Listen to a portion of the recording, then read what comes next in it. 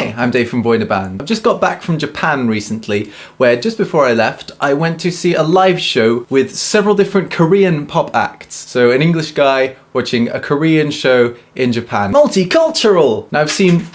What the hell is that? Now I've seen one other K-pop live show, and that was just over a year ago. I made a video about seeing Bigbang for the first time, and that was in England. However, being in Japan, this was quite a different experience. So I'm going to tell you about that now, and I also need to brush my hair because I just showered. And last time everyone told me to stop brushing from the ends because I was doing it wrong. So this live show was the YG Family live show, and YG is the Korean record label that has Psy on it. But Psy wasn't there, he's probably, I don't know, lounging around on a huge pile of money at current. But who was on the bill was Bigbang, the ones that I became obsessed enough with after seeing them live last time to make this. And they're comprised of 5 different members. G-Dragon, who I was informed is my bias. That's K-popian for your favourite one. And if you didn't see the last video I made, he's the one that does some of the production. Sorry, I'm not brushing from the bottom. Force of Habit. He's the freaking awesome rapper.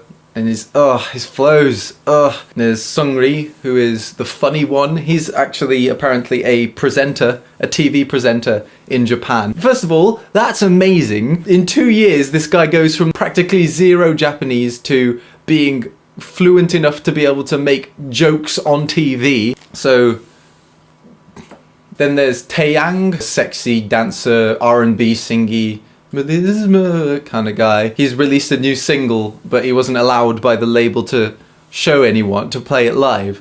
So he mimed it, but muted it. He just went up to the mic and was like, yeah. It was a very strange thing. And Daesung, who is the one I forgot last time, but this time, Gotcha Day. He's got a solo career doing ballady crap in Japan, so everyone knew who he was at this point. I think he was the least popular one last time. I didn't remember him, so he seemed a lot more confident. And then there's T.O.P. last, who was the one that still all the girls screamed the loudest for. T.O.P. didn't know practically any Japanese. I remember one of the few Japanese things he said. He said that he was hot. In the literal sense, not the egotistical one. And then Seungri ran with that and turned it into a joke, and the crowd laughed loads, and he was just looking like... So that was Bigbang. Then there's 2NE1, who was the girl group.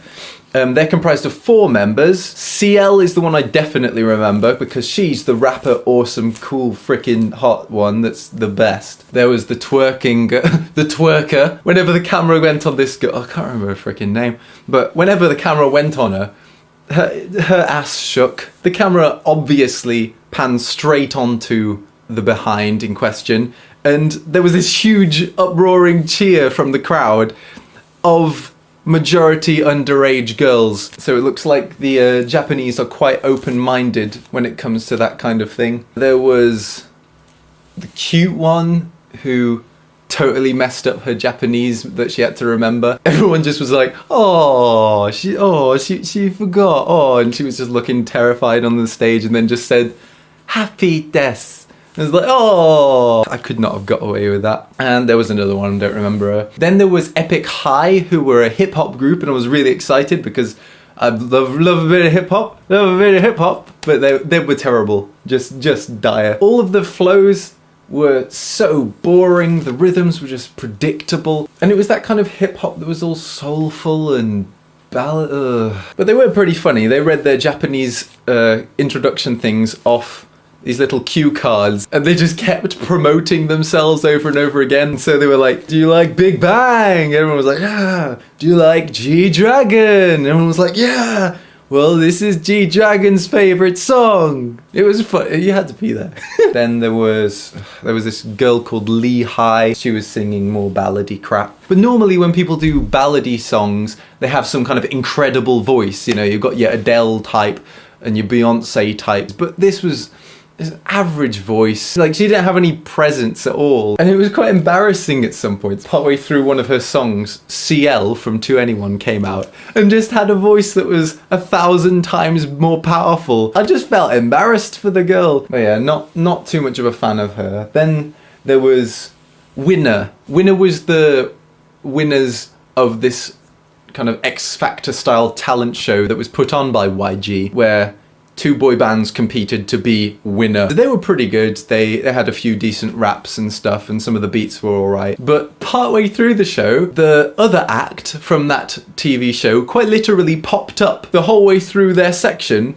I was just thinking of them as loser. Loser are well better than winner. And they turned out to be Team B in the end, which I think was a little more flattering. So those were all the different acts. And in general, this show was an exercise in fantastic marketing. Western bills, they would have the smallest bands first and then the biggest bands at the end. That's just how it's done. It's not how it should be done. These guys started out with 2NE1, the second biggest band on the bill, and got everyone really into it straight away. After 3 or 4 songs, they swapped to winner, and they kept the energy level up from the previous act, so everyone felt like they already liked this band. That's how you get people to like your boy band. And even cleverer, because I was thinking, because Hannah told me about what Lee High was like. There was this one music video of hers. She was supposed to be all like, you know, here I am, check me out. And she just did it like, it was as if they'd realised that as soon as Lee High comes out, people are going to go to the toilet because,